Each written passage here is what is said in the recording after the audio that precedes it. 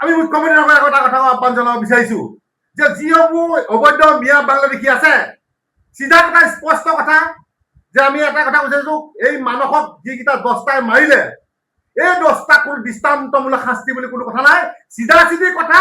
ধাৰ ধাৰ ধাৰ ধাৰ ধাৰ এটা এটাকে বুকু ফুটুৱাই ফুটুৱাই উৰুৱাই দিব লাগে চিধা চিধি কথা আৰু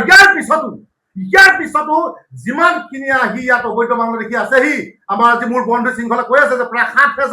7,000 বাংলাদেশী বিহুবৰ চন্দকত সোমাই আছে এই গোটেইখিনিকে পৰাপক্ষে দিখনত উটুৱাই দিব লাগে নহলে কিন্তু আমাৰ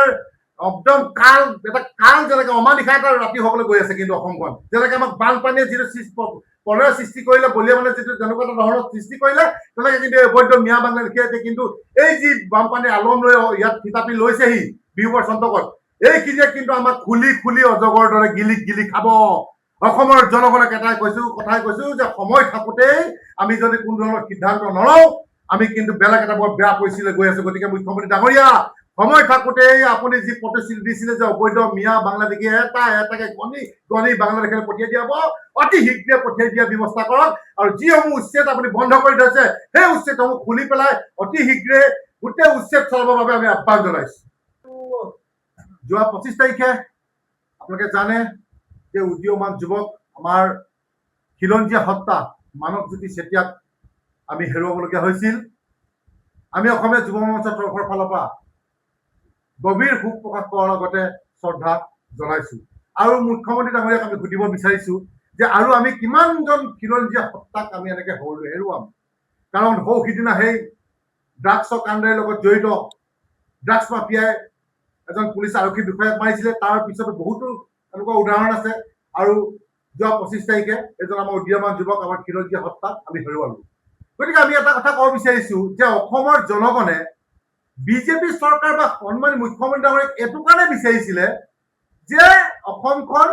বিদেশী মুক্ত হ'ব বাংলাদেশী মুক্ত হ'ব অবৈধ মিয়া বাংলাদেশী মুক্ত হ'ব কিন্তু কি হ'ল মুক্ত হ'ল নে আমাৰ প্ৰশ্ন মুখ্যমন্ত্ৰী ডাঙৰীয়ালৈ আমাৰ প্ৰশ্ন বিজেপি চৰকাৰলৈ কাৰণ আমি অবৈধ নাগৰিকৰ বিৰুদ্ধে অবৈধ বাংলাদেশীৰ বিৰুদ্ধে সদায় সৰব হৈ আছো এতিয়া আমি যি দেখিছো যে আমাৰো প্ৰাণৰ ভয় আহি পৰিছে গতিকে আমি মুখ্যমন্ত্ৰী এটা কথা ক'ব বিচাৰিছো যে আপুনি তদন্তৰ নিৰ্দেশ দিছে আমি আপোনাক ধন্যবাদ জ্ঞাপন কৰিছো কিন্তু তদন্ত দি তাতে শেষ কৰিলে নহ'ব আমি ইতিমধ্যে আমি নিউজত দেখা পাইছো সোশ্যাল মিডিয়াত দেখা পাইছো যে প্ৰায় 10জন অবৈধ মিয়া বাংলাদেশী এই হত্যাকাণ্ডৰ লগত জড়িত হৈ আছে গতিকে এটাকে ধৰি আনি দৃষ্টান্তমূলক শাস্তি বিহিবৰ কাৰণে আমি অসমীয়া যুৱ মঞ্চই দাবী জনাইছো দৃষ্টান্তমূলক শাস্তি মানে এটা কথা ক'ব বিচাৰিছো যে চিধা চিধি কথা বুকুত এনকাউণ্টাৰ কোনো পিছফালৰ পৰা নহয় চিধা আগফালৰ পৰা ধাই আমি সেইটোহে বিচাৰিছো খিলঞ্জী হত্যাক আমি বাৰে বাৰে হেৰুৱাই থাকিব নোৱাৰো কিমান আমি ধৈৰ্য ধৰিম বীৰ আজিত সেনাই তেখেত সৈনিক নহয় তেখেতৰ অসমৰ এজন সন্তান এজন খিলঞ্জীয়া যুৱক গতিকে আমি কোনো পৰ্যায়ে আমি ধৈৰ্যত থাকিব নোৱাৰো মুখ্যমন্ত্ৰী ডাঙৰীয়া আপোনাক অসমৰ জনগণে সেইটোৱে ভোট দিছে আমি বাৰে বাৰে সেইটোৱে কম যে অবৈধ মিয়া বাংলাদেশী আপুনি খেদাব আপুনি কিয় উচ্ছেদ বন্ধ কৰি থৈছে এতিয়া ইলেকশ্যনৰ আগত দেখোন আপুনি উচ্ছেদৰ ওপৰত উচ্ছেদ চলালে কিন্তু এতিয়া কি হ'ল আপুনি জিকাৰ পিছত কিয় উচ্ছেদ চলোৱা নাই কিয় উচ্ছেদ হোৱা নাই আমাৰ প্ৰশ্ন আপোনাক কেতিয়াবা আপোনাৰ উচ্ছেদ আপুনি আকৌ চলাব কেতিয়াবা আপুনি অবৈধ মিয়া বাংলাদেশী অসমৰ পৰা খেদাব আপুনি খেদাওঁতে আমাৰ অসমীয়া খিলঞ্জীয়া যুৱক মৃত্যুমুখত পৰি শেষ হৈ যাব নেকি আপোনাকো দেখোন অবৈধ মিয়া বাংলাদেশীয়ে মাৰিম বুলি গুলিয়াম বুলি আপোনাৰ থ্ৰেটনিঙৰ ওপৰত থ্ৰেটনিং দি আছে গতিকে কোনদিনাখন আমাৰ পৰে আমি নিজে নাজানো গতিকে চিধা চিধি কৰা স্পষ্ট কথা আমি কোনো দিন কেতিয়াও আমি অবৈধ বাংলাদেশীৰ লগত কম্প্ৰমাইজ কৰা নাছিলো আৰু নকৰো আমি সিদিনাও কৈছিলো যে এজন ব্যক্তি আহিছে সহায় কৰা চলেৰে যে ইয়াত গোটেই বাংলাদেশে ভৰি পৰিব আজি হঠাৎ প্ৰমাণিত হ'লনে কিন্তু কি আছিলে সেই সময়ত কিন্তু আমাৰ নিজৰ খিলঞ্জীয়া কিছুমানে আমাক গালি পাৰিব লাগি গ'ল যে বানপানী সময়ত এনেকৈ কৈছে হিন্দু মুছলিমৰ কথা কৈছে আমুক কৈছে তামুক কৈছে আমি সদায় কৈ আছো আজিও কম কাইলৈ কম যে আমি খিলঞ্জীয়া মুছলিমৰ ক্ষেত্ৰত কেতিয়াও আমি নাই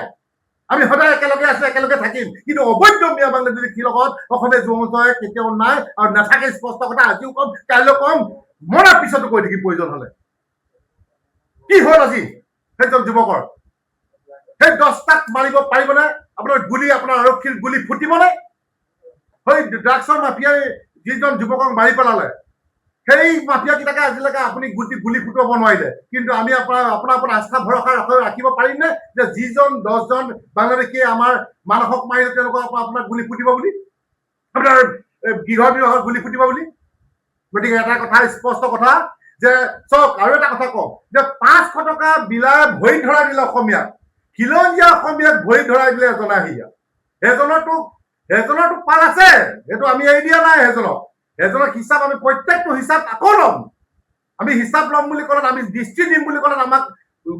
উপৰি আমাক খিলঞ্জীয়া কিছুমান মানুহে গালি পাৰিলে। কিন্তু আজি কি হ'ল, এজন যুৱক হেৰুৱালো, কাইলৈ পখিলে শুনিব যে উজনি অসমত আমুকৰ ঘৰ, আমুকৰ ছোৱালীজনী বোলে আমুকটো মিস্ত্ৰী আছে লৈ গ'ল, আমুকটো আছে, তামুকটো হৈ গ'ল, আমুকে বোলে সোণৰ চেইনডাল ডিঙিত দেখিলে মাৰি পেলালে, যেনেকে নগাঁৱত সেই মানুহক কি মাৰি পেলালে,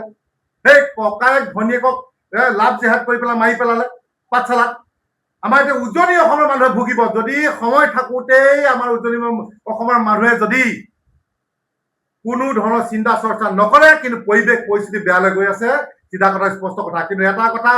আমি উজনি অসমে নহয়, গোটেই অসমখনে কিন্তু আমি বাংলাদেশী চৰণীয়াৰ পথাৰ হবলৈ দিব নোৱাৰো। আৰু অসমীয়া যুৱ মঞ্চক জীয়াই থকালৈকে আমি জীয়াই থকালৈকে কেতিয়াও নিদিওঁ। আৰু আমাৰ মুখ্যমন্ত্ৰীৰ ওপৰতো বিশ্বাস আছিলে যে তেখেতেও বাংলাদেশী ক্ষেত্ৰত কোনো ধৰণৰ কম্প্ৰমাইজ নকৰে। কিন্তু এতিয়া যি দেখিছো তেওঁ কিয় থমকি ৰৈছে আমি বুজি পোৱা নাই। কিন্তু এটাই কথা আমি আহ্বান জনাইছো মুখ্যমন্ত্ৰীক, আজি এই সংবাদমেল যোগেদি আজি আহ্বান জনাইছো যে অতি শীঘ্ৰে যিমান আমাৰ ভূমি অবৈধ বাংলাদেশীয়ে হস্তক্ষেপ কৰি থৈছে, আপোনাৰ বেৰি থৈছে, গোটেইখিনি অতি শীঘ্ৰে মোকলাবৰ বাবে আমি আহ্বান জনাইছো। আৰু এটা কথা, যিমান বিদেশী আছে এটাকে চিনাক্ত কৰি বাংলাদেশত JCB লগাই গুলিয়াই কাটি পেলাই নৈত পেলাই দিবৰ বাবে আমি আহ্বান জনাইছো।